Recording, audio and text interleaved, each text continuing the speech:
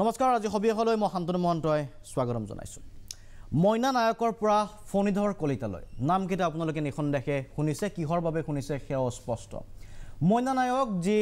চাহ বাগিচাত কৰ্মৰত অৱস্থাতে এগৰাকী শ্ৰমিক কি ধৰণে দুৰ্ঘটনাত পতিত হৈছিল সেই কথালৈ চৰ্চা হৈছে দুৰ্ঘটনাৰ পাছত মইনা নায়কৰ ক্ষতিপূৰণৰ দাবী উত্থাপিত হৈছিল চৰকাৰৰ ফালৰ পৰা ক্ষতিপূৰণ দিব লাগিব বুলি বাগিচা কৰ্তৃপক্ষক প্ৰেৰণ কৰা হৈছিল পত্ৰ কিন্তু বাগিচা কৰ্তৃপক্ষই সেই পত্ৰ উভতাই পঠিয়াইছিল এই কথা কৈ যে ক্ষতিপূৰণ দিয়াৰ কথাটো চৰকাৰে যাতে পুনৰ বিবেচনা কৰে কেইটামান দুৰ্ঘটনা শেহতীয়াকৈ সংঘটিত হোৱা মইনা নায়কৰ পৰা ফণীধৰ কলিতালৈ মাজত কেইটামান দিনৰ ব্যৱধানত হোৱা কেইটামান দুৰ্ঘটনা মই গ্ৰাফিক্সত চাই ল'ব বিচাৰিছোঁ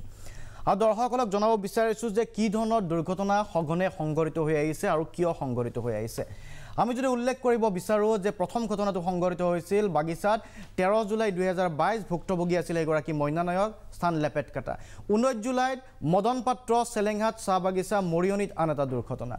23 জুলাইত বিনোদ মিঞ্জ ভুক্তভোগী তালাব চাহ বাগিচা তিনিচুকীয়াৰ 12 আগষ্টত Habung T industries private limited Dhemaji ভুক্তভোগী ফণীধৰ কলিতা গতিকে মইনা নায়কৰ পৰা ফণীধৰ কলিতালৈকে ফণীধৰ কলিতাই দুৰ্ঘটনাত ইতিমধ্যে এখন ভৰি হেৰুৱাইছে আৰু মইনা নায়কৰ অৱস্থাটো ইতিমধ্যে আপোনালোকে জানে তাৰ পূৰ্বে যি দুটা দুৰ্ঘটনা সংঘটিত হৈ গৈছিল মাত্ৰ কেইটামান দিনৰ ব্যৱধানত সেই দুৰ্ঘটনাসমূহে এই আশংকাটো ঘনীভূত কৰিছে যে বাগিচাসমূহত শ্ৰমিকসকল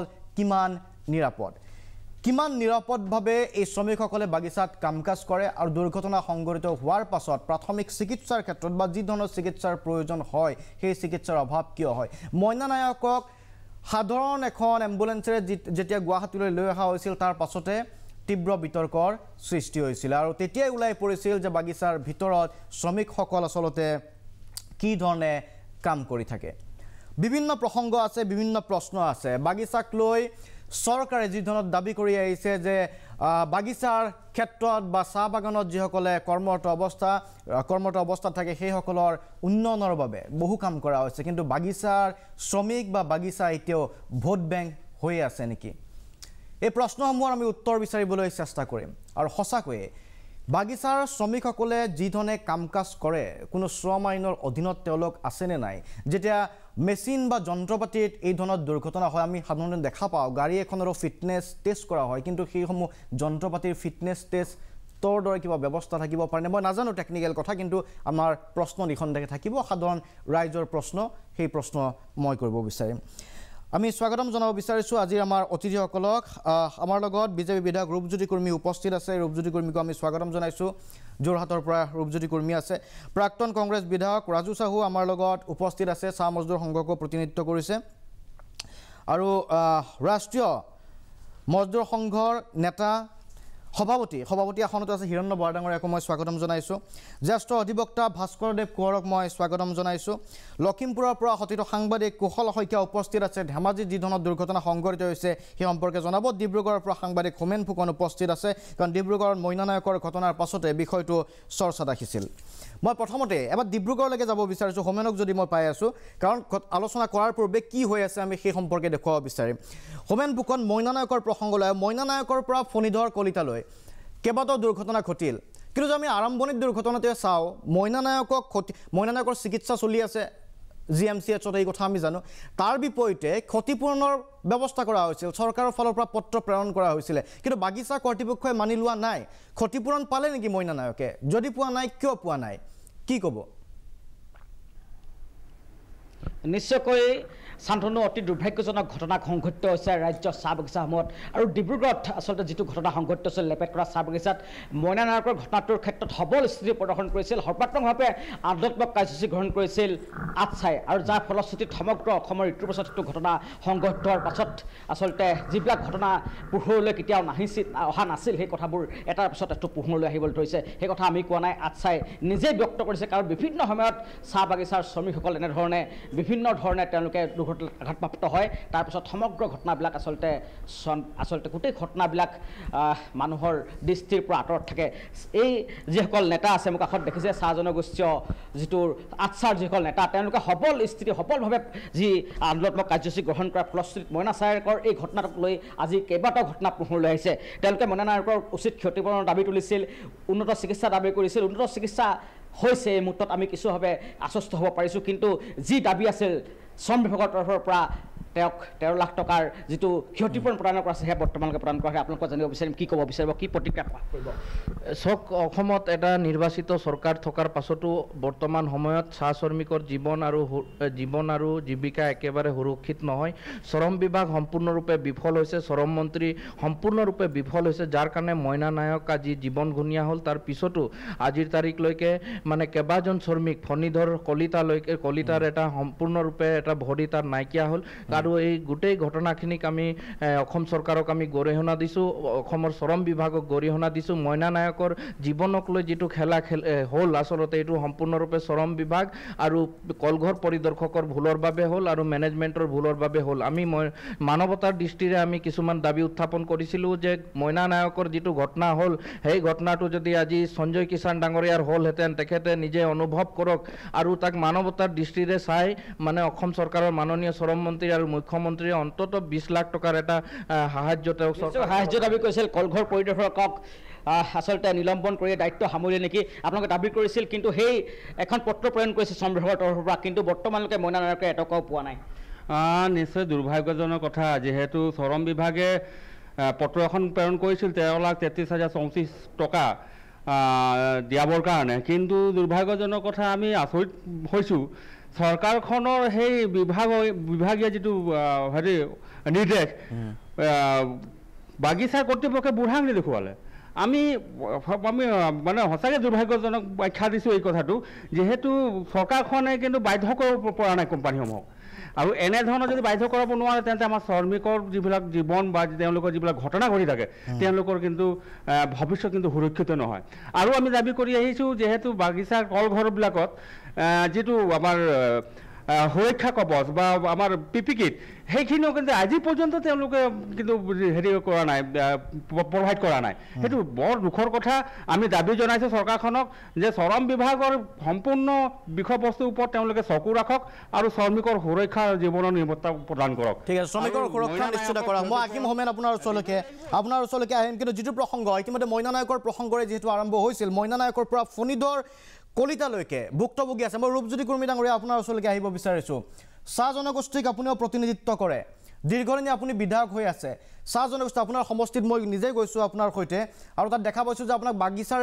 বাগিচাৰ আৱেষ্টনীত থকা আপোনাৰ এটা সমষ্টি মৰিয়নি সমষ্টি সেই সমষ্টিটোক প্ৰতিনিধিত্ব আপুনিও কৰিছে এই যে বিগত কেইটামান দুৰ্ঘটনা হ'ল তাৰ ভিতৰত মৰিয়নিতো এটা দুৰ্ঘটনা সংঘটিত হৈছে চাহ শ্ৰমিকত দুৰ্ঘটনা সংঘটিত হৈছে কি কৰিলে চৰকাৰে কি কৰিলে ক্ষতিপূৰণ কি হ'ল মইনা নায়কক চাওক বিভাগে এখন পত্ৰ প্ৰেৰণ কৰিলে কিন্তু কোম্পানীক বাধ্য কৰিব পৰা নাই তেওঁলোকে আকৌ প্ৰশ্ন কৰিছে যে পুনৰ বিবেচনা কৰক এই টকাখিনি আমি দিব নোৱাৰোঁ চাওক মই প্ৰথমে ক'ব বিচাৰোঁ মইনা নায়ক আৰু কেইটা ঘটনা ঘটিছিল মোৰ মৰিয়নি সমষ্টিটো যি এজন যুৱকৰ পাত্ৰ নামৰ তেওঁ এই ঘটনাটো ঘটিছিল এই ঘটনাবোৰ ঘটাৰ দুৰ্ভাগ্যজনক কিন্তু ঘটনাৰ পিছত যি গৰিহণা দিয়াৰ কথা চৰকাৰক কৈছে এইটো গৰিহণা দিয়াৰ কোনো যুক্তিয়ে নাই কিন্তু চৰকাৰ আমাৰ খুব চিৰিয়াছ আৰু আপোনালোকে দেখা পাইছে মইনা নায়ক যিগৰাকীক এটা ছ'চিয়েল মিডিয়াত এটা সৰ লাগিছিল যে আমি লৈ যাব লাগে বাহিৰলৈ কিন্তু অসমৰ চিকিৎসক ইমানেই এফিচিয়েণ্ট মইনা নায়ক যিগৰাকী চেঞ্চলেছ আছিল কথা ক'ব পৰা নাছিল আজি দুদিনৰ পিছতে বিস্কুট খাব পৰা হ'ল আজি তাৰিখত মইনা নায়ক খোজকাঢ়িব পৰা হৈছে মইনা নায়কৰ সম্পূৰ্ণ চিকিৎসাৰ দায়িত্ব অসমৰ মাননীয় মুখ্যমন্ত্ৰী আৰু অসম চৰকাৰে আমি লৈছোঁ আৰু মাননীয় মন্ত্ৰী কেন্দ্ৰীয় মন্ত্ৰী আমাৰ সকলোৰে হৈ তেখেত গৈছে আৰু গৈ চিকিৎসকৰ লগত যোগাযোগ কৰাৰ পৰা আদি কৰি মইনা নায়কৰ আৰু যদি প্ৰয়োজন হয় উচ্চ চিকিৎসাৰ বাবে বাহিৰত লৈ যোৱাৰ কথা আমি কথা দিছোঁ থাকিল কথা ক্ষতিপূৰণ কোম্পানীয়ে আজি নহ'লেও কালি দিব লাগিব আৰু থাকিল কথা মইনা নায়কৰ সুৰক্ষা মইনা নায়কৰ স্বাস্থ্যৰ চিকিৎসাৰ সম্পূৰ্ণ বিনামূল্য গুৱাহাটী মেডিকেল কলেজত চলি আছে আৰু পৰিয়ালবৰ্গৰ লগত কথা পাতিলে আমি সঘনে কথা পাতি আছোঁ পৰিয়ালবৰ্গৰ লগত কথা পাতিলে আপোনালোকে অৱগত হ'ব প্ৰকৃতত তাত চিকিৎসকে কেনেধৰণে সেৱা আগবঢ়াই আছে মইনা নায়ককো এতিয়া লগ কৰাৰ সুবিধা আছে কোনোবাই যদি ইচ্ছা কৰে যাবলৈ মইনা নায়কৰ লগত কথা পাতিবলৈ তাই কেনেকৈ চিকিৎসা পাইছে নাৰ্ছ ডক্টৰে তেওঁক কেনেধৰণে ট্ৰিটমেণ্ট দিছে আপোনালোকে তাত গ'লে গম পাব আপোনাৰ সমষ্টিত যিগৰাকী দুৰ্ঘটনাত পতিত হ'ল সেই ব্যক্তিগৰাকী সেই শ্ৰমিকৰ কি ধৰণে শুশ্ৰূষা কৰা হ'ল বা তেওঁৰ কি অৱস্থা আছে আপুনি বিধায়ক হিচাপে কি কৰিলে সম্পূৰ্ণ আৰোগ্য পথত এই যুৱকজন আৰু মই মোৰ ফেচবুকত আপোনালোকে গ'লে গম পাব মই সঘনে যোৱা চিকিৎসা মহাবিদ্যালয়ত যুৱকজনৰ মই খবৰ লৈ আছোঁ মই মোৰ নিজৰ ফালৰ পৰা আৰ্থিক সহায় দিছোঁ খোৱা বোৱা বা বিস্কুট চাহ কিনিবৰ কাৰণে আৰু চিকিৎসা অসম চৰকাৰে বহন কৰিছে সম্পূৰ্ণ চিকিৎসাৰ যি দৰৱ পাতি অপাৰেশ্যন ইনজেকশ্যন প্লাষ্টাৰ বেণ্ডেজৰ পৰা আদি কৰি সম্পূৰ্ণ অসম চৰকাৰে আমি বহন কৰি আছোঁ যুৱকজনৰ সেইকাৰণে অসম চৰকাৰ খুব চিৰিয়াছ আৰু এই ক্ষেত্ৰত ঘটনাটো হোৱালৈকে আমি ক'ব নোৱাৰোঁ ঘটনাটো হোৱাৰ পিছত অসম চৰকাৰে যিখিনি কৰিব লগা আছে আমি কৰি আছোঁ আৰু কৰি গৈ থাকিম ঠিক আছে কৰি গৈ থাকিব কুৰ্মী ডাঙৰীয়া পুনৰ ৰাখিম আৰু বহু প্ৰশ্ন আছে বাগিচা সম্পৰ্কে কাৰণ বাগিচাক লৈ কোনখন চৰকাৰে কি কৰিছে তাৰ ওপৰত নজৰ সকলোৱে ৰাখিছিল কিন্তু যিটো ভোট বেংকৰ কথা কৈ অহা হয় সময় মই হিৰণ্য বৰা ডাঙৰীয়া আপোনাৰ ওচৰলৈকে আহিব বিচাৰিছোঁ তাৰপিছত ভাস্কৰদেৱ কোঁৱৰৰ ওচৰলৈকেও আহিম আপুনি কি ভাবে যি ধৰণে শ্ৰমিকসকলে আজি যিটো পাৰিপাৰ্শ্বিকতাত কাম কৰি আছে যি ধৰণৰ সঘন দুৰ্ঘটনা সংঘটিত হৈছে ইয়াৰ বাবে দায়ী কোন আচলতে মালিক কৰ্তৃপক্ষৰ বিৰুদ্ধে অভিযোগ উত্থাপিত হৈছে উপযুক্ত সা সুবিধা দিয়া নাই কেনেকুৱা ধৰণৰ এনভাইৰনমেণ্টত কাম কৰিব লাগিব মজুৰিৰ কথা আছে সময়ে বিভিন্ন প্ৰসংগ আহে কিন্তু শেহতীয়া দুৰ্ঘটনাকেইটাক লক্ষ্য কৰি আপোনাৰ মনত কি আহিছে প্ৰশ্ন হৈছে প্ৰথম কথা যে মইনা নায়কৰ লেপেট কটা চাহ বাগিচাত বা অন্যান্য এইকেইদিনতে যিকেইটা ঘটনা হ'ল আমি প্ৰত্যেকৰে আশু আৰোগ্য কামনা কৰিছোঁ আৰু আমি দুখিত যি ঘটনা কেইটা সংঘটিত হ'ল কিন্তু প্ৰশ্ন হৈছে যে চৰকাৰৰ ততাতৈয়াকে ব্যৱস্থা কিছুমান লৈছে কিন্তু ব্যৱস্থাখিনি এনেকুৱা হৈছে যে লোকৰ চকুত মানে এটা দুখবৰ কাৰণে এই ব্যৱস্থাটো লোৱাৰ নিচিনা হৈছে কাৰণ কমিশ্যনাৰ ডাঙৰীয়ানীয়ে লেবাৰ কমিশ্যনৰ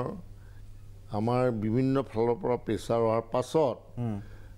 তেখেতে গোটেই বস্তুটো ইনকুৱাৰী খুব সোনকালেই কৰি এটা ৰিপৰ্ট দিছে আৰু সেই ৰিপৰ্টটোত তেওঁ যিটো compensation as per factory act if I am not wrong Bhaskar Konwar পাইছে মানে হুকুম দিছে যিটো তেওঁৰ ওপৰত দিবৰ কাৰণে বাগান কৰ্তৃপক্ষক এতিয়া বাগান কৰ্তৃপক্ষ সেই কথাটো যেনেধৰণৰে ল'ব লাগিছিলে অতি গুৰুত্ব সহকাৰে সেই বস্তুটো লোৱা নাই ইয়াৰ দ্বাৰা কি হ'ব যে গোটেই প্ৰশাসনটো যে আমাৰ ঢিলা সেই কথাটো হ'ব আৰু আমাৰ যিখিনি কথা হৈছে কি যে চাহ শ্ৰমিকসকলৰ যিটো অসম চাহ মজদুৰ সংঘ আমাৰে ৰাষ্ট্ৰীয় মজদুৰ কংগ্ৰেছৰ অধিকৃত সেই নেতাসকল সেইসকল নেতাই আগতকৈ আজিৰ তাৰিখত যথেষ্ট তেখেতসকলে সুবিধা পাইছে সেইবিলাক ভ্ৰমণ কৰি সেই কথাবিলাক চাবৰ কাৰণে কিন্তু আজি এতিয়া নতুন প্ৰজন্মৰ হাতত পৰি যিটো দেখা গৈছে যে আগৰ মানুহবিলাকে ধৰক স্বৰ্গীয় বিজয় চন্দ্ৰ ভাগৱতী সৰ্বেশ্বৰ বৰদলৈ স্বৰ্গীয় যদুনাথ ভূঞা তাৰপিছত আপোনাৰ এই লোকেশ্বৰ গগৈ প্ৰতাপ কলিতা অমীয় কুমাৰ দাস এইবিলাক লোকে তেওঁলোকে শ্ৰম আন্দোলনটোৰ লগত জড়িত হৈ গৈছিলে আৰু তেওঁলোকে কমাইছিলে চাওক সেই সময়ত পৰাধীনতাৰ সময়ত স্বৰ্গীয় বিজয় চন্দ্ৰ ভাগৱতী ডাঙৰীয়াই তেজপুৰৰ পৰা চাইকেলেৰে ডিব্ৰুগড় আৰু তিনিচুকীয়াত সেই বাগানবিলাকত ভিজিট কৰিছিল আৰু আমিও ছাত্ৰ অৱস্থাৰ পৰা এই বাগানৰ শ্ৰমিকসকলৰ হেৰি এটা আছিলোঁ কিন্তু প্ৰশ্ন যে সময়ৰ গতিত কথাবিলাক যেতিয়া প্ৰশ্ন আহিছে যে এই ভোট বেংক কথাটো এইটো মই কেতিয়াও নকওঁ যদি ভোট বেংক সদায় বদনাম দি থাকে যে কংগ্ৰেছৰ ভোট বেংক আছিলে আজি আকৌ কেইদিনমানৰ পাছত কওক এইটো সময়ৰ পাছত যে আহিব এতিয়া বিজেপিৰ ভোট বেংক কিন্তু আমি কাৰো ভোট বেংক নহয় আমাৰ যেতিয়া দেখিম যে কথাটোত আমাৰ যেতিয়া পেটত লাঠ মাৰিব তেতিয়া আমি সেই কথা চাম আমি চাইছোঁ যে আমি তাহানি পৰাধীনতাৰ 8 চনৰ পৰা আজিলৈকে আহে কিন্তু বস্তুখিনি হ'ল কি যে যিখিনি আইন শ্ৰম আইন মতে আমি পাব লাগে সেই আইনখিনি শ্ৰম আইনখন বলবৎ হৈছে নে নাই ডাক্তৰ নাই ফেক্টৰী ইন্সপেক্টৰ এজন নাযায় যি কি কাৰণতে নহওক আৰু ইয়াৰ কাৰণে সময় আৰু সমাজখন আমাৰ দায়ী হয় আজি আপুনি দেখিছে যে কিছুদিন ধৰি অসমখনত এটা অগ্নিগৰ্ভ অৱস্থা আছিলে যাৰ কাৰণে মানুহ ওলাবলৈ ভয় যাবলৈ ভয় চাবলৈ ভয় ক্ৰমান্বয়ে এতিয়া আজি অলপ দিনৰ পৰা অলপ ভাল হৈছে কিন্তু সম্পূৰ্ণভাৱে এতিয়াও কনফিডেন্সটো অহা নাই যেনে আজি চাওক আপোনাৰ উদাহৰণটো চাওক এদিন আমাৰ কৈছিলোঁ ধৰি লওক আমাৰ সমাজৰ পৰা উঠিছিলে যে ৰাষ্ট্ৰীয় পতাকা নলোৱা ব্যৱহাৰ নকৰিবা কোনো ঘৰত নাই কোনোবাই যদি ৰাষ্ট্ৰীয় হেৰিয়াত যাব এইবিলাক অনুষ্ঠানত তেতিয়া তেওঁৰ শাস্তি হ'ব সব ফালৰ পৰা আপোনাৰ দেখিছে এটা প্ৰেছাৰ আজি আকৌ নতুন পৰিৱৰ্তন হ'ল ধন্যবাদ জনাইছোঁ যে সেইসকলেই নতুনভাৱে চিন্তা কৰি যে ঘৰে ঘৰে পতাকা ল'ব লাগে ঠিক আছে এই কথাবিলাক হৈছে এইবিলাক যে সময়ৰ লগত গতিকে সময়ৰ লগত যেনেধৰণে হেৰি হৈছে সেইমতে এই আইনবিলাকো দৃঢ়ভাৱে ইমপ্লিমেণ্ট হ'ব লাগে বলবৎ হ'ব লাগে নোহোৱাৰ ফল আজি ইয়াতে ভুগিবলগীয়া হৈছে মই আহিম পুনৰ আপোনাৰ ওচৰলৈকে মই ভাস্কৰদেৱ কোঁৱৰ ডাঙৰীয়াৰ ওচৰলৈকে আহিম তাৰ পূৰ্বে এবাৰ ডিব্ৰুগড়লৈকে গৈছোঁ কাৰণ তেওঁলোকৰ পৰা আমি বিদায় ল'ম ডিব্ৰুগড় হোমেন আৰু দুগৰাকী ব্যক্তি উপস্থিত আছে কি ক'ব বিচাৰিব ইতিমধ্যে ৰূপজ্যোতি কুৰ্মী ডাঙৰীয়াই কৈছে যে প্ৰশাসনে গুৰুত্ব সহকাৰে লৈছে চৰকাৰে গুৰুত্ব সহকাৰে লৈছে আৰু সেইধৰণে কাম কৰিছে কিন্তু যিটো প্ৰসংগ আছে আজি হিৰণ্য বৰা ডাঙৰীয়াই কৈছে যে আইনসমূহ কিন্তু বলবৎ কৰাৰ ক্ষেত্ৰত এতিয়াও প্ৰশাসনৰ গাফিলতি আছে বা যিধৰণে বলবৎ হ'ব লাগিছিল সেইধৰণে বলবৎ হোৱা নাই ভাস্কৰদেৱ কোঁৱৰে জনাব যে কি হ'ব লাগিছিল কি হোৱা নাই কিন্তু তাৰ পূৰ্বে তাৰ পৰা কি ক'ব বিচাৰিব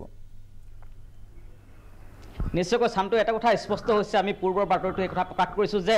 ৰাজ্য চৰকাৰৰ যি নিৰ্দেশ সেয়া আচলতে বৃদ্ধাংগুষ্ঠ প্ৰদৰ্শন কৰে চাহ বাগিচাৰ পুঁজিপতি গোষ্ঠীয়ে সেয়া নিশ্চিত হৈছে যাৰ বাবে আচলতে মইনা নায়কে আজি পৰ্যন্ত ক্ষতিপূৰণ পোৱা নাই কাৰণ ৰাজ্য চৰকাৰৰ তৰফৰ পৰা যি কথা কোৱা হৈছিল যি শ্ৰম বিভাগৰ তৰফৰ পৰা জাননী জাৰি কৰা আছিল ডিব্ৰুগড় লেপেটৰ চাহ বাগিচাৰ ৰশ্মি টি কোম্পানীৰ বিৰুদ্ধে কিন্তু আজি পৰ্যন্ত সেই টকা নাহিল আপোনাৰ পৰা কম কি ক'ব নাই চাওক যেতিয়া ঘটনা ঘটি যোৱাৰ পাছত মানে মেনেজমেণ্টে যি ধৰণে ভূমিকা পালন কৰিব লাগিছিলে আমি দেখিবলৈ পালোঁ যে সেই ধৰণে তেওঁলোকে ভূমিকা পালন কৰা নাই কিন্তু পৰৱৰ্তী সময়ত আমি দেখিবলৈ পালোঁ যে চৰকাৰে যি ধৰণে ভূমিকা পালন কৰিব লাগিছিলে মাইনা নায়কৰ ওপৰত কিন্তু একে মানে মেনেজমেণ্ট আৰু চৰকাৰৰ ভূমিকাটো ক'ব গ'লে যে একে ভূমিকা পালন হৈছে আৰু এতিয়া এটা হেৰি আশ্চৰ্যজনক এটা কথা মই জানিবলৈ বিচাৰিছোঁ আমাৰ যিহেতু সন্মানীয় বিধায়ক মহোদয় আছে মই তেখেতৰ পৰা জানিব বিচাৰিছোঁ যে তেওঁ কৈছে যে গোটেই মানে ট্ৰিটমেণ্টৰ খৰচাটো গভৰ্ণমেণ্টে বহন কৰি আছে বুলি কিনে তেওঁ মানে নিজে কৈ আছে কিন্তু এটা ছাইডত আমি জানিবলৈ পাইছোঁ যে কোম্পানীৰ মেনেজমেণ্টৰ দ্বাৰা আমি জানিবলৈ পাইছোঁ যে মাইনা নায়কৰ যিখিনি ট্ৰিটমেণ্টৰ খৰচা সম্পূৰ্ণ ট্ৰিটমেণ্টৰ খৰচা কোম্পানীয়ে বহন কৰি আছে তাৰ মিনিংটো কি বুজাইছে মানে কাক বুৰ্বক বনাব বিচাৰিছে এইটো মানে আমাক বুৰ্বক বনাব বিচাৰিছে ন চাহ শ্ৰমিকক বুৰ্বক বনাব বিচাৰিছে ন সমগ্ৰ অসমৰ ৰাইজক বুৰ্বক বনাব বিচাৰিছে মানে আজিলৈকে আমি গম নাপালোঁ যে মাইনা নায়কৰ ট্ৰিটমেণ্টৰ খৰচাটো কোম্পানীয়ে বহন কৰি আছে ন গভৰ্ণমেণ্টে বহন কৰি আছে এই গোটেই বিষয়বস্তুটো মানে এটা ৰহস্যজনক কথা বুলি কিনে আমি যিহেতু উপলব্ধি কৰিছোঁ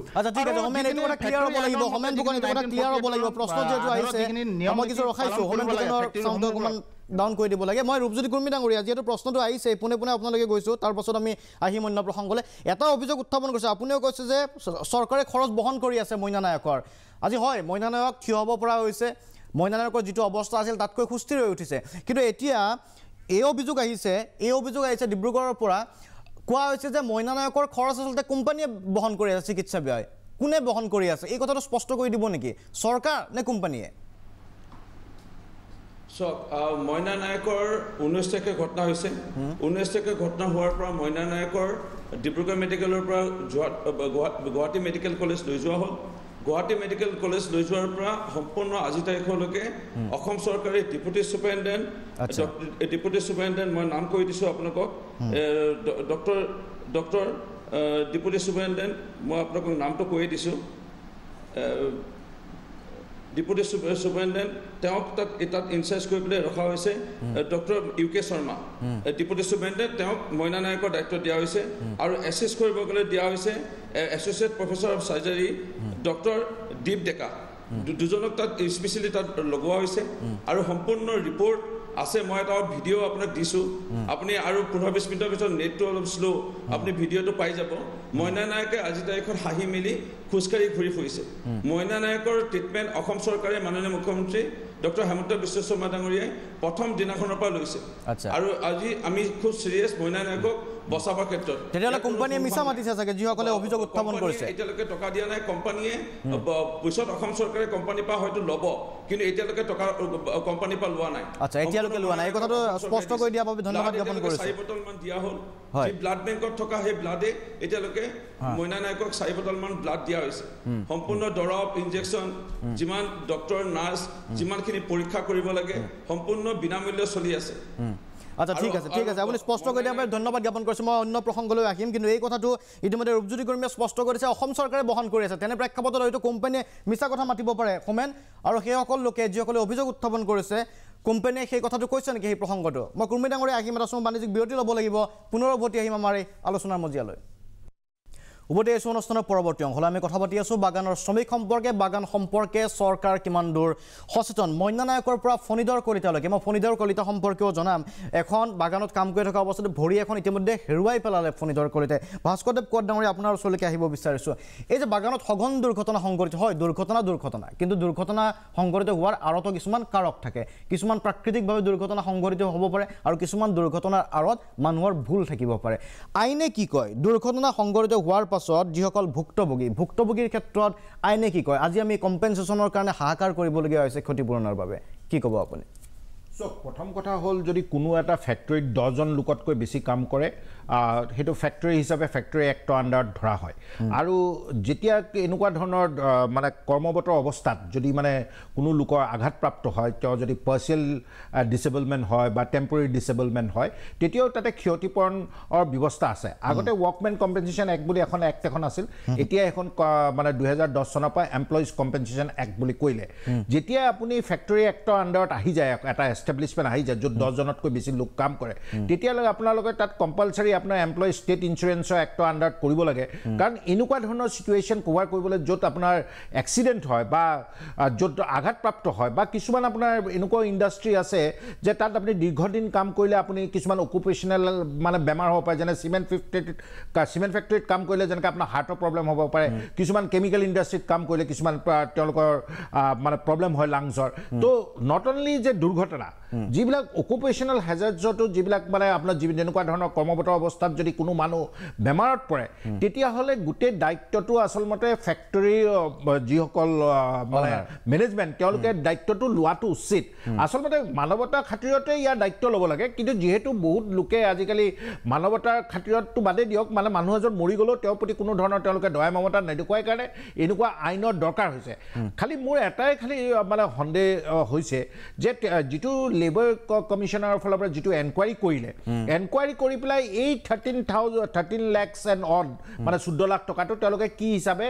মানে ক্যালকুলেট কৰিলে এতিয়া চৰকাৰৰ ফালৰ পৰা যেতিয়া নিৰ্দেশনা মানে বাগান পক্ষলৈকে দিছিল আজি ধৰক বাগানৰ যিসকল লেবাৰ আছে তেওঁলোকে ধৰক আজি 361 rupees মানৰ এটা মানে ডেইলি ৱেজ পায় কিন্তু তাতো আপোনাৰ কেছ বেনিফিট মাত্ৰ 217 টকা আৰু মেডিকেলৰ ক্ষেত্ৰত তাতে মাত্ৰ 16 টকা 75 পইচাই আছে সো 16 টকা 75 পইচাত এনেকুৱা এজন শ্ৰমিকৰ যেতিয়া গুৰুত্ব আঘাত হয় তেওঁলোকে কি ধৰণৰ ট্ৰিটমেণ্ট পাব সেই গতিকে মই ভাবোঁ যে অসম চৰকাৰে যি ধৰণে ইলেকশ্যনৰ আগত বিভিন্ন প্ৰতিশ্ৰুতি দিয়ে যে বাগানৰ যিসকলৰ মানে যিসকল কাম কৰা লোক আছে তেওঁলোকৰ যিবিলাক ৱেজ আছে সেইবিলাক বঢ়াই দিব বা তেওঁলোকৰ যি ধৰণে মেডিকেল ফেচিলিটি দিব বা তেওঁলোকক যেনেকৈ কৈছিল যে আমি শিক্ষাগত অৱস্থাৰ কাৰণে তেওঁলোকক যিবিলাক উন্নত হেৰি কৰিম আজি ধৰক আজি 75 বছৰ স্বাধীনতাৰ পিছতো আজি এজন বাগানৰ লোকে যেতিয়া আঘাতপ্ৰাপ্ত হৈ যেতিয়া ট্ৰিটমেণ্টৰ কাৰণে তেওঁ যিখিনি আজি মানে আপোনালোকৰ লগত ইয়াত আলোচনা কৰিবলগীয়াটোৱেই দুৰ্ভাগ্যজনক কথা কাৰণ বাগানৰ লোকসকলে যদি আজিৰ দিনত মাত্ৰ 300 মানে আপোনাৰ 300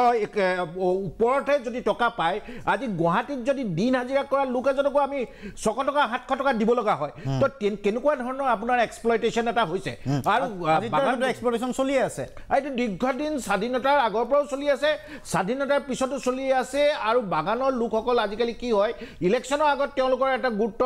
আৰোপ কৰে কাৰণ তেওঁলোকে প্ৰায় অসমৰ 35টা বা 40টা লেজিসলেটিভ এছেম্বলি কনষ্টিটুৱেঞ্চিত তেওঁলোকে ডিচাইডিং ভূমিকা গ্ৰহণ কৰে সেই গতিকে মই ভাবোঁ যে অসম চৰকাৰৰ যিসকল বাগানৰ যিসকল উন্নতিৰ কাৰণে যিসকল ডিপাৰ্টমেণ্ট কাম কৰি আছে তেওঁলোকে তৎকালীনভাৱে প্ৰত্যেকটো বাগানৰ ফেক্টৰী যাতে ফেক্টৰী ইনস্পেক্টৰৰ দ্বাৰা ইনস্পেকশ্যন কৰিব লাগে যাতে এনেকুৱা ধৰণৰ পুনৰ মানে ঘটনা যাতে পুনৰ নঘটে। ঠিক আছে, ধন্যবাদ। মই আহিম পুনৰ আপোনাৰ ওচৰলৈ। ৰাজু চাহু ডাঙৰীয়া আমাৰ লগত আছে। তাৰ পূৰ্বে এবাৰ মই লখিমপুৰলৈকে গৈছোঁ, কুশল শইকীয়াৰ ওচৰলৈকে। আমি চাহু ডাঙৰীয়া, ৰাজু চাহু ডাঙৰীয়া, মইনা নায়কৰ প্ৰসংগ উত্থাপন কৰিছিলোঁ। লখিমপুৰতো কিন্তু ফণীধৰ কলিতা, ধেমাজিৰ প্ৰকৃততে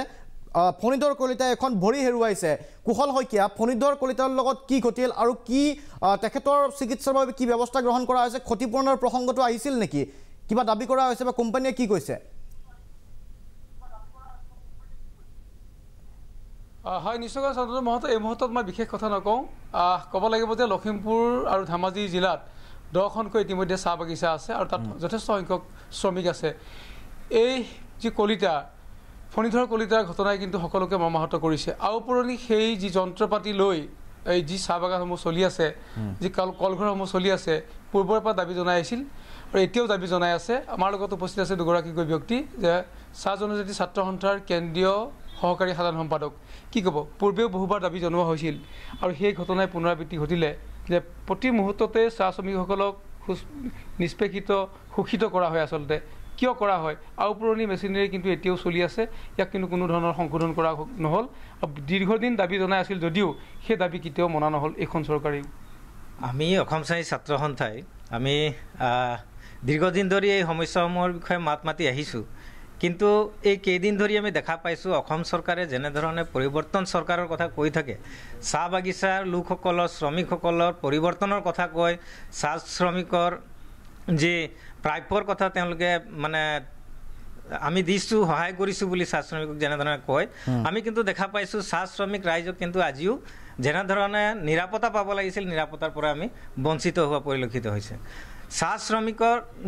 যি জেগাত কাম কৰে, আজি সদৌ অসম ভিত্তিত চাহ শ্ৰমিকে কাম কৰাৰ পাছত ভাৰতত এটা চাহৰ নামত বিখ্যাত আছে, ভাৰতে এটা বিখ্যাত হৈছে। কিন্তু দেখা পাইছোঁ আমি যে চাহ শ্ৰমিকৰ এই যি তেওঁ কৰ্মৰ প্ৰতি যি নিৰাপত্তা পাব লাগিছিল, যি বেতন পাব লাগে, সেই বেতন তথা তেওঁলোকৰ নিৰাপত্তাৰ ক্ষেত্ৰত কিন্তু অসম চৰকাৰে সম্পূৰ্ণ অৱহেলা কৰিছে। আজি যোৱা 1 তাৰিখে আমি ধৰ্ণা কাৰ্যসূচী ৰাখিছোঁ। চাহ বাগিচাসমূহত যেনেধৰণে ফেক্টৰীসমূহত যেনেধৰণে ঘটনা হৈছে, এই ঘটনাসমূহক লৈ আমি 1 তাৰিখে প্ৰতিবাদ সাব্যস্ত কৰিছোঁ। কিন্তু দেখিছোঁ ফেক্টৰী পৰিদৰ্শকৰ মুখ্য কাৰ্যবাহী বিষয়ে আমাক জনাইছে যে তেওঁলোকে কেমেৰা ফেক্টৰীবিলাকত তেওঁলোকে ফিট কৰিছে, কেমেৰা লগাইছে, কিন্তু আজি পৰ্যন্ত কিন্তু কোনো চাহ বাগিচা ফেক্টৰীবিলাকত আমি কেমেৰা লগোৱা দেখা নাই, CC কেমেৰা আমি লগোৱা দেখা নাই। আজি তেওঁলোকে ক'ব বিচাৰিছে যে আমি ইনস্পেকশ্যন আমাৰ নিয়ম মতে আমি কৰি আছোঁ, কিন্তু কোনো ধৰণৰ ইনস্পেকশ্যন কিন্তু চাহ বাগিচা ফেক্টৰীসমূহত আমি দেখা পোৱা নাই। গতিকে সম্পূৰ্ণ গাফিলতি, এই বিভাগটোৰে সম্পূৰ্ণ গাফিলতি আমি দেখা পাইছোঁ। আৰু অসম চৰকাৰে শাসন আচলতে এতিয়াও চলি আছে নেকি?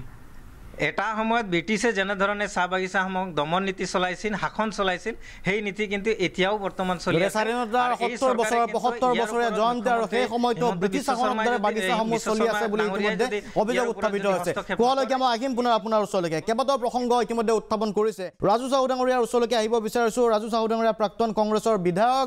মজদুৰ সংঘক প্ৰতিনিধিত্ব কৰে, চাহ মজদুৰ সংঘক, আৰু সমান্তৰালভাৱে চাহু ডাঙৰীয়া আপুনিও চৰকাৰত আছিল, আজিও চৰকাৰ আছে। আজি ৰূপজ্যোতি কুৰ্মী ডাঙৰীয়া এটা সময়ত কংগ্ৰেছতে আছিল, আজি বিজেপিত আহিছে, কিন্তু ৰূপজ্যোতি কুৰ্মী ডাঙৰীয়াই কৈছে যে চৰকাৰ চিৰিয়াছ বাগানসমূহক লয়। আপুনি ভাবেনে আপুনি যি সময়ত আছিল আৰু আজিৰ তাৰিখত কিবা পৰিৱৰ্তন ঘটিছে? তাৰ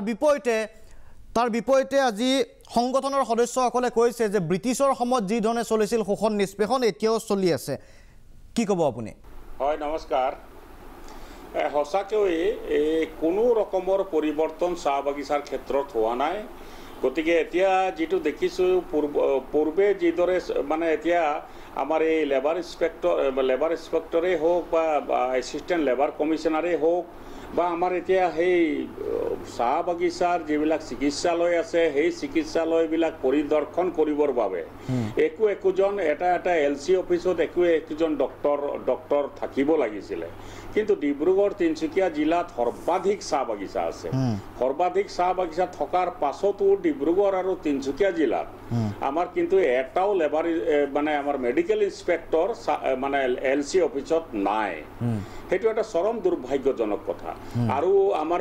যিটো ফেক্টৰী ইনস্পেক্টৰ যিটো থাকিব লাগিছিল ব্ৰইলাৰ সেই ফেক্টৰী ইনস্পেক্টৰ ডিব্ৰুগড় তিনিচুকীয়া জিলাত নাই বাই চান্স গুৱাহাটীৰ পৰা বা কবাৰ পৰা যদি কেতিয়াবা কোনোবা আহে সেইবিলাকে ইনস্পেকশ্যন কৰে কিবা কৰে কি চাই কি নাচাই কোনো গম নাপায় গতিকে লেবাৰ ডিপাৰ্টমেণ্টৰ অৱস্থাটো হৈছে পানীত হাঁহ নচৰা অৱস্থা শ্ৰমিকবিলাকে কি কৰিছে কি পাইছে কি নাপাইছে কোনো ধৰণৰ চোৱা চিতা কৰিবৰ কাৰণে কোনো ৰকমৰ চৰকাৰী বিধি ব্যৱস্থা আজি তাৰিখত কিন্তু নাই গতিকে এইটো এটা চৰম দুৰ্ভাগ্যজনক কথা গতিকে আমি এই যে লেবাৰ ডিপাৰ্টমেণ্ট যিটো আছে ইয়াক মানে এটা এতিয়া ধৰক লেবাৰ ডিপাৰ্টমেণ্ট কাশ্মীৰতো আছে দিল্লীতো আছে ৰাজস্থানতো আছে সকলোতে আছে গতিকে এই লেবাৰ ডিপাৰ্টমেণ্ট দি ফালে কেৱল মাত্ৰ চাহ বাগিচাবিলাক পৰিচালিত হ'ব নোৱাৰে কাৰণ ইয়াত 1 কোটি মানুহ জড়িত আছে ডাইৰেক্ট অৰ ইনডাইৰেক্ট 1 কোটি মানুহ ইয়াৰ পৰা তেওঁলোকৰ চৌকা জ্বলি আছে পৰিয়াল চলি আছে গতিকে এই যে চৌকা জ্বলি আছে পৰিয়াল চলি আছে গতিকে চৰকাৰে ইয়াৰ ওপৰত বিভিন্ন মানে ব্যৱস্থা গ্ৰহণ কৰা উচিত এটা সেপাৰেট ডিপাৰ্টমেণ্ট লেবাৰ ডিপাৰ্টমেণ্টক লৈ 1 কোটি মানুহ যিহেতুকে জড়িত আছে মজদুৰ সংঘৰ ভূমিকাটো কি মজদুৰ সংঘৰ ভূমিকাটো কি ইউনিয়নৰ ভূমিকাটো কি বাগান কৰ্তৃপক্ষৰ সৈতেতো আপোনালোকৰ যোগাযোগত থাকে ইউনিয়ন যোগাযোগত থাকে ইউনিয়নৰ বাবে বৰঙণীয়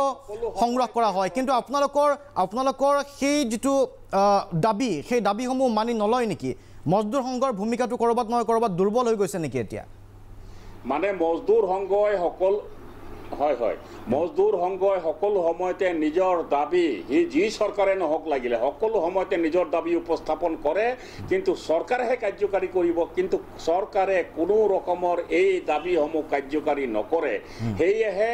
অসমত যদি চাহ বাগিচা ৰক্ষা 200 বছৰীয়া ইতিহাস থকা চাহ বাগিচা যদি ৰক্ষা কৰিবলৈ আছে তেতিয়াহ'লে মানে এই আমাৰ এই এটা সেপাৰেট ডিপাৰ্টমেণ্টৰ প্ৰয়োজনীয়তা আছে আৰু নহ'লে এতিয়া নতুন আইনবিলাক বনাইছে এতিয়া সেই 29 তাৰিখে যিটো আইন বনালে যে আমাৰ মাটিবিলাক বিক্ৰী কৰি দিব 10% দি দিব এইবিলাক চাহ বাগিচাৰ ওপৰত কোনো ৰকমৰ জ্ঞান নথকা মানুহবিলাকে এনে ধৰণৰ সিদ্ধান্তবিলাক লৈছে কেবিনেটে সিদ্ধান্ত লৈছে গতিকে এই যে চাহ বাগিচা বিক্ৰী কৰি দিব আপুনি জানি আচৰিত হ'ব ইতিমধ্যে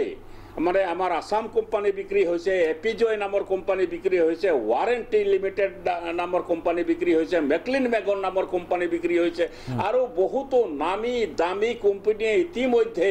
বিক্ৰী কৰিবৰ কাৰণে ঠেং দাঙি আছে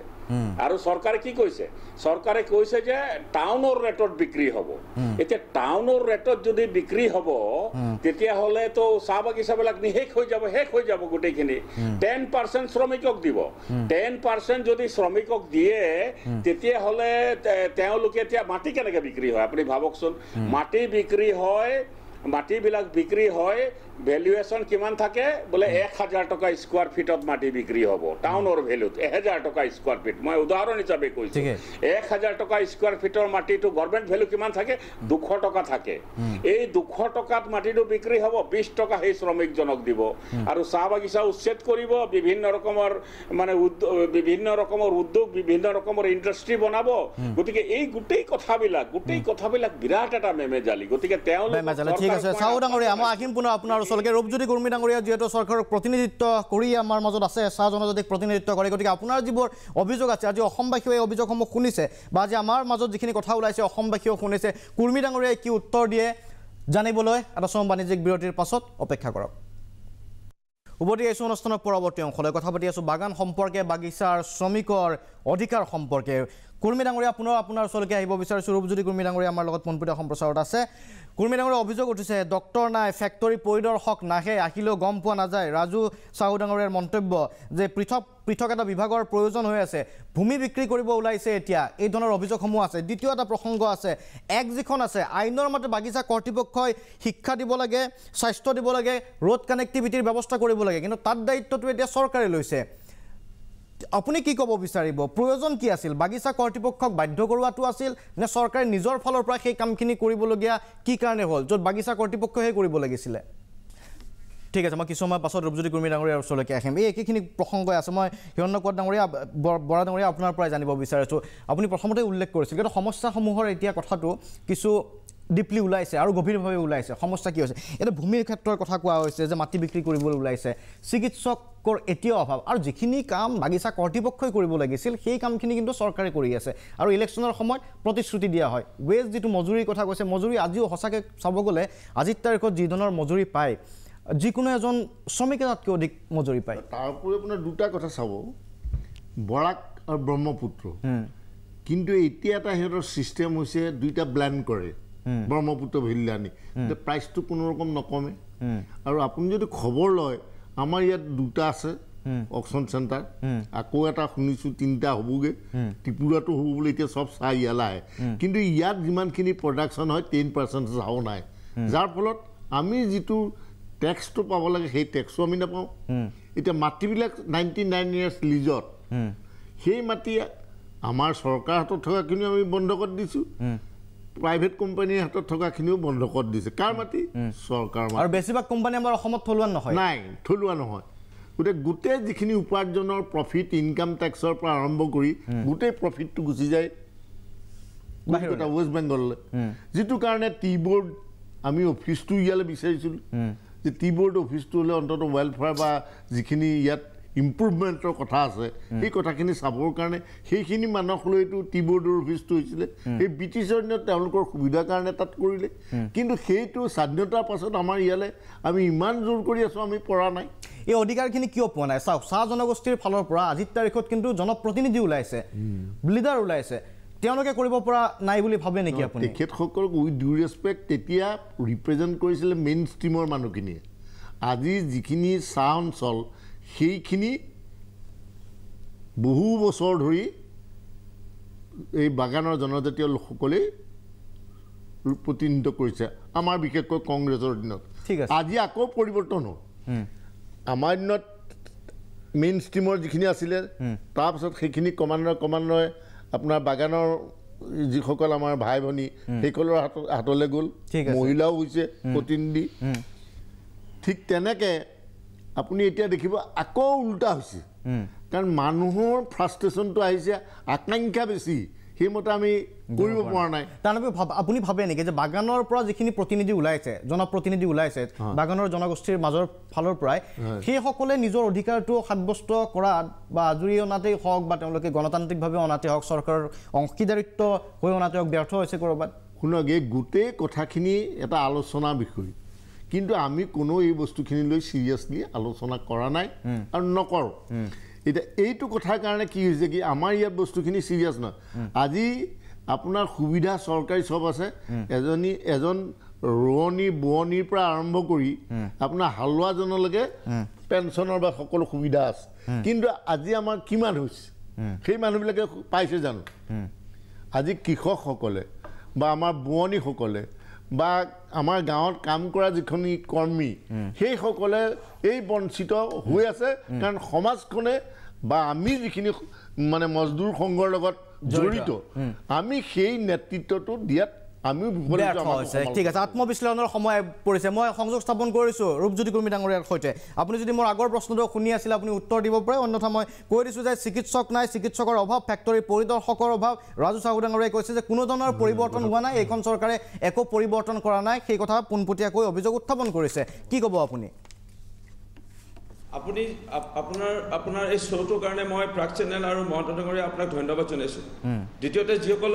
আমাৰ চাহ শ্ৰমিকৰ সংগঠনসমূহৰ নেতৃবৰ্গই ইয়াত প্ৰতিনিধিত্ব কৰি আজি শ্ব'টোত আছে খুব গঠনমূলক পৰামৰ্শ আগবঢ়োৱাৰ বাবে তেওঁলোককো ধন্যবাদ জনাইছোঁ মই এইখিনিতে ক'ব বিচাৰোঁ যে মইনা নায়ক ডাঙৰীয়ানীৰ মই এটা ভিডিঅ' পঠিয়াইছিলোঁ যদি পাৰে এইটো 15-20 ছেকেণ্ডৰ ভিডিঅ'টো আপুনি বজাই দেখাব মই পুনৰ কৈছোঁ অসম চৰকাৰে মইনা নায়ক যিগৰাকী আনকনচিয়াছ মানে হৈ আহিছিল আজি খোজকাঢ়িব পৰা কৰি পেলাইছে অসম চৰকাৰ আৰু মাননীয় মুখ্যমন্ত্ৰী মইনা নায়কক লৈ চিৰিয়াছ আৰু তালুকদাৰ ডাঙৰীয়াৰ পৰা আদি কৰি যিসকলে ইয়াত দুৰ্ঘটনাত ক্ষতিগ্ৰস্ত হৈছে তেওঁলোকক ক্ষতিপূৰণ অসম চৰকাৰে দিব সকলোকে আপুনি 2 মিনিট সময় দিছে মই বেছি দীঘলীয়া কৰিব বিচৰা নাই কংগ্ৰেছ দলৰ দীৰ্ঘদিনীয়াৰ বাবে চৰকাৰ আছে কংগ্ৰেছ দলৰ চৰকাৰ থাকোঁতে যদি সমস্যাসমূহ এই সমাধান কৰি যোৱাহেঁতেন আজি ভাৰতীয় জনতা পাৰ্টীৰ চৰকাৰে বহুখিনি কাম আজি কৰিব লগা নহ'লহেঁতেন কিন্তু যাকি নহওক আপুনি এই শ্ব'টো পাতিছে চাহ শ্ৰমিকৰ সমস্যা আৰু অধিকাৰ আমাৰ যি অধিকাৰ আছিল আজি কিন্তু কংগ্ৰেছ বা অন্য ৰাজনৈতিক দলে অধিকাৰটো দিয়া নাছিল আজি এই অধিকাৰ ভাৰতীয় জনতা পাৰ্টি চৰকাৰে দিছে কোনোদিনে এজনতকৈ অধিক সাংসদৰ সংখ্যা বৃদ্ধি কৰা নাছিল ভাৰতীয় জনতা পাৰ্টিৰ চৰকাৰে ৰাজ্যসভা সাংসদ এজন লোকসভা সাংসদ 3জন 4 জনগোষ্ঠী আদিবাসী লোকক আজি সন্মান জনালে মাননীয় নৰেন্দ্ৰ মোদী ডাঙৰীয়া নেতাধীন বিজেপি NDA নেতৃবৰ্গই আজি দ্ৰৌপদী মুৰ্মু ডাঙৰীয়ানীক আদিবাসী এগৰাকী মহিলাক ভাৰতবৰ্ষৰ উচ্চ শিক্ষা স্থানত ৰাষ্ট্ৰপতিৰ বাবে অধিষ্ঠিত কৰিছে চাহ বাগানত মডেল হাইস্কুল নিৰ্মাণ কৰা চাহ বাগানৰ হস্পিটেল নিৰ্মাণ কৰা আদৰ্শ অংগনবাদী কেন্দ্ৰ নিৰ্মাণ কৰা কাষ্ট চাৰ্টিফিকেট যিটো ডাঙৰ সমস্যা আজি ভাৰতীয় জনতা পাৰ্টি চৰকাৰে প্ৰকৃতত আমাৰ চাহ জনগোষ্ঠীৰ নামত অন্য কোনো জাতি লোকে যেনে ভুৱা চাৰ্টিফিকেট ওলাই প্ৰমাণপত্ৰ লৈ মেডিকেল ইঞ্জিনিয়াৰিঙৰ চিট পাব নোৱাৰে সেই সমস্যাটো আজিলৈকে কোনো চৰকাৰে সমাধান নকৰিলে কিন্তু বিজেপি চৰকাৰে আজি সমাধান কৰিবলৈ গৈ আছে কাষ্ট চাৰ্টিফিকেট লৈ মিছন ভূমিপুত্ৰ অন্যতম এটা ব্যৱস্থা ইয়াৰ লগতে দীনদয়াল উপাধ্যায় আঁচনিৰ যোগেদি ইয়াৰ লগতে সৌভাগ্য আঁচনিৰ যোগেদি কাৰেণ্টৰ ব্যৱস্থা গ্ৰহণ কৰিছে ইয়াৰ লগতে যদি MGNৰেগা চাই যিসকলে শ্ৰমিক বা যিসকল আমাৰ ফাল্টু ৱাৰ্কাৰ বুলি কয় নন ৱাৰ্কাৰ তেওঁলোকৰ কাৰণে 229 টকা MGNৰেগা আজি বিভিন্ন ধৰণৰ ডেইলি ৱেজ আজি শ্ৰমিকৰ 3 টকা কম 140 টকা 137 136 টকা পাই আছে ভাৰতীয় জনতা পাৰ্টি চৰকাৰে বৃদ্ধি কৰি 205 টকা যোৱাবাৰলৈকে বৃদ্ধি কৰিলে এতিয়া ভাৰতীয় জনতা পাৰ্টি চৰকাৰে ক্ৰমান্বয়ে বৃদ্ধি কৰি 351 টকা যিটো আশা সপোন লৈ আছে সেই বৃদ্ধি কৰাৰ পৰ্যায়লৈ ভাৰতীয় জনতা পাৰ্টি চৰকাৰে গৈ আছে ইয়াৰ লগতে যদি চাই উজালা আঁচনিৰ পৰা আদি কৰি বিভিন্ন ধৰণৰ আজি ব্যৱস্থা আজি লৈছে আজি মোৰ সমষ্টি পিয়ুষ লাকৰা একেবাৰে শ্ৰমিকৰ সন্তান আজি অসম পুলিচত চাকৰি পাইছে সেইকাৰণে আমাৰ অসম চৰকাৰে আজি মাননীয় মুখ্যমন্ত্ৰী ডক্টৰ হিমন্ত বিশ্ব শৰ্মাৰ নেতৃত্বত বিজেপি চৰকাৰে এনে কাম কৰিছে যে চাহ শ্ৰমিকৰ জোৰ এটা সময়ত মোৰ মা বিধায়িকা আছিল মই আৰু 30 ছেকেণ্ড ল'ব বিচাৰিছোঁ কংগ্ৰেছৰ বিধায়িকা আছিলে মোৰ মা সেই সময়ত 17গৰাকী 18গৰাকী কংগ্ৰেছৰ পৰা বিধায়িকা নিৰ্বাচিত হৈছিল আজি এনে এটা অৱস্থা হৈ গ'ল ভাৰতীয় জনতা পাৰ্টি চৰকাৰে এনেকৈ কাম কৰিবলৈ ওলাইছে যে সমগ্ৰ অসমৰ জাতি জনগোষ্ঠীৰ লোকে আকৃষ্ট হোৱাৰ উপৰিও চাহ শ্ৰমিক আদিবাসী লোকৰ আকৃষ্ট হোৱাৰ কাৰণে আজি ভাৰতীয় জনতা পাৰ্টিৰ সকলো বিধায়ক কংগ্ৰেছ বা অন্য ৰাজনৈতিক দলৰ ইয়াত চাহ শ্ৰমিকৰ বিধায়ক হোৱা নাই মই এইটোৱে ক'ব বিচাৰিছোঁ ভাৰতীয় জনতা পাৰ্টিৰ চৰকাৰে বিভিন্ন জাতি জনগোষ্ঠীক সমান্তৰালভাৱে আগুৱাই নিয়াৰ লগতে চাহ জনগোষ্ঠী আদিবাসী লোককো আজি বিভিন্ন ধৰণে আগুৱাই ল'ব বিচাৰিছে আজি মজুৰি বৃদ্ধি কৰিয়ে হওক স্কুল নিৰ্মাণ কৰিয়ে হওক বাগানৰ লাইনৰ ভিতৰত ৰাস্তা নিৰ্মাণ কৰিয়ে হওক কাৰেণ্টৰ ব্যৱস্থা কৰিয়ে হওক কাষ্ট চাৰ্টিফিকেটৰ ব্যৱস্থা গ্ৰহণ কৰিয়ে হওক ঘটনা এটা হোৱাৰ লগে লগে অসম চৰকাৰে দায়িত্ব লৈয়ে হওক মইনা নায়কক আজি চেঞ্চলেছ অৱস্থাৰ পৰা খোজকাঢ়িব পৰা ব্যৱস্থা কৰাৰ পৰা আদি কৰি মইনা নায়কৰ সম্পূৰ্ণ দায়িত্ব লোৱাৰ পৰা হওক অসম চৰকাৰ চিৰিয়াছ ঠিক আছে ধন্যবাদ জ্ঞাপন কৰিছোঁ কুৰ্মী ডাঙৰীয়াই ইতিমধ্যে কৈছে যে চৰকাৰখনে কি কৰিছে সমান্তৰালভাৱে এইসকল শ্ৰমিকৰ নিৰাপত্তাৰ প্ৰসংগটো উত্থাপিত হৈছে বাণিজ্যিক বিৰতি পুনৰ উভতি আহিম উভতি আহিছোঁ অনুষ্ঠানৰ শেষ অংশলৈ সময় কম আছে আমি কথা পাতি আছোঁ বাগিচা সম্পৰ্কে বাগিচা শ্ৰমিকৰ নিৰাপত্তা সম্পৰ্কে ৰূপজ্যোতি কুৰ্মী ডাঙৰীয়া ইতিমধ্যে কৈছে চৰকাৰে কি কৰিলে ভাস্কৰদেৱ কোঁৱৰ ডাঙৰীয়া আচলতে যদি আমি আইনমতে চাওঁ আইনৰ দৃষ্টিৰে যদি চাবলৈ যাওঁ বাগিচা কৰ্তৃপক্ষই যদি এই কামখিনি কৰি দিয়ে চৰকাৰে যিখিনি খৰচ কৰে বাজেটৰ এটা হিউজ পৰ্চন আমি বাগানৰ ৱেলফেয়াৰৰ নামত দিওঁ ভাল কথা হ'ব লাগিব ৱেলফেয়াৰ কিন্তু আচলতে জবাবদিহি যদি কৰ্তৃপক্ষ হ'লহেঁতেন সেইখিনি খৰচ আমি নকৰিলে হ'লহেঁতেন বুলি ভাবেনে আপুনি আইনে কি কয় আইনগতভাৱে প্লান্টেশ্যন এক্টৰ আণ্ডাৰত এইবিলাক হেল্থ এডুকেশ্যন যিবিলাক ৰোড কানেক্টিভিটি আছে এইবিলাক আচলতে মেনেজমেণ্টৰ দায়িত্ব কিন্তু অসমৰ যিবিলাক এতিয়া চাহ বাগিচা আছে 800মান চাহ বাগিচা আছে আৰু এৰাউণ্ড 75,000 মানে স্মল টি গ্ৰ'ৱাৰ্ছ আছে তেওঁলোকৰ দ্বাৰা এইটো সম্ভৱ নহয় সেই গতিকে চৰকাৰে এতিয়া প্ৰায় 200খনমান স্কুল বনাবলৈ লৈছে য'ত 1 কোটিতকৈ বেছি টকা খৰচ হ'ব আৰু এইবিলাক যিবিলাক পইচা লৈ পেলাই যিবিলাক চাহ জনগোষ্ঠীৰ উন্নতিকৰণৰ কাৰণে তেওঁলোকে কৰিছে ঠিক আছে এটা দিশৰ পৰা ঠিক আছে কিন্তু এইটোতো চৰকাৰ ব্যক্তিগত পইচা নহয় অকল চাহ জনগোষ্ঠীৰ উন্নতিৰ কথা কিয় ভাবিব লাগে সকলো লোকৰে উন্নতিৰ কথা ভাবক অসম চৰকাৰে বা যি কেন্দ্ৰীয় চৰকাৰ আছে যে অকল এটা জনগোষ্ঠীৰ কাৰণে নহয় আজি চাহ জনগোষ্ঠীৰ আজি যিটো তেওঁলোকে 321 টকা দি আছে আজিৰ দিনতো কৰ্ণাটকৰ তামিলনাডু বা বাকী অন্য ৰাজ্যতকৈ এই যিটো মজদুৰি তেওঁলোকে পাই আছে যথেষ্ট কম মই বিদেশৰ কথা কেনিয়াৰ কথা ক'বলৈ যোৱা নাই সেই গতিকে এনেকুৱা ধৰণৰ কথা কৈ যে 321 টকাৰ পৰা 51 টকা কৰিম সেইটো কৈ পেলাই লাভ নাই যে ভাৰতৰ অন্য ৰাজ্যত আজি চাহ জনগোষ্ঠীসকলৰ লোকসকলে কি পাইছে বা অসমতো চাহ জনগোষ্ঠীৰ লোকসকলে যিবিলাক সা সুবিধা লৈছে আজি মেডিকেল কলেজতো চাহ জনগোষ্ঠীৰ কাৰণে কিছু ডক্টৰ তেওঁলোকে এপইণ্টমেণ্ট পায় সেই ডক্টৰসকলে পাছ কৰি পেলাই সেই চাহ জনগোষ্ঠীসকলৰ লোকৰ ক্ষেত্ৰত তেওঁলোকে কিমান মানে বাগানত চিকিৎসা কৰিছে নে কৰা নাই সেইবিলাকৰ এটা ছ'চিয়েল অডিট হোৱাটো উচিত ছ'চিয়েল অডিটৰ আজি প্ৰয়োজন আছে এই কথাটো হয়তো ৰূপজ্যোতি কুৰ্মী ডাঙৰীয়াই অস্বীকাৰ নকৰিব ৰাজু চাহু ডাঙৰীয়া শেষত আপোনাৰ পৰা জানিব বিচাৰিছোঁ কুৰ্মী ডাঙৰীয়াই ইতিমধ্যে কৈছে যে কংগ্ৰেছৰ দিনত নহয় এতিয়া যি কৰিছে এতিয়া চৰকাৰখনেহে কিন্তু চাহ জনগোষ্ঠীৰ লোকসকলৰ হকে চিন্তা কৰিছে এই কথাটো আপুনি স্বীকাৰ নকৰে নেকি এই কথাটো স্বীকাৰ নকৰে নেকি না ৰূপজ্যোতি কুৰ্মী নিজৰ গোটেই বক্তব্যতে গোটেইখিনি কথা ক'লে হয় তেওঁ ক'লে যে তেওঁৰ মা যেতিয়া আছিলে সেই সময়ত 18-20 জন মান 18 জন মান মন্ত্ৰী বিধায়ক চাহ জনগোষ্ঠীৰ আছিলে যিহেতুকে 35টা সিট চাহ জনগোষ্ঠীয়ে নিৰ্ণায়ক ভোট মানে নিৰ্ণায়ক হিচাপে পৰিগণিত হয় গতিকে তেওঁ ক'লে আজি বিজেপিত কেইজন আছে আপুনি চিন্তা কৰি লওক 18-20 জনৰ পৰা আজি কেইজন আছে সেই কথা এটা আৰু এটা মই ডাঙৰ কথা এতিয়া ক'ব লৈছো বিজেপিয়ে যিটো প্ৰতিশ্ৰুতি দিছিলে 351 টকা হাজিৰা দি আকি মাৰি ভোট লৈছিলে আজিলৈকে কিন্তু সেই প্ৰতিশ্ৰুতি পূৰণ কৰা নাই 2 নম্বৰ চাহ বাগিচাবিলাকো এটাৰ পিছত এটা উচ্ছেদ হৈ গৈ আছে আজি দিয়ামলি চাহ বাগিচা তিনচুকীয়াত তীব্ৰ প্ৰতিবাদ জনাইছে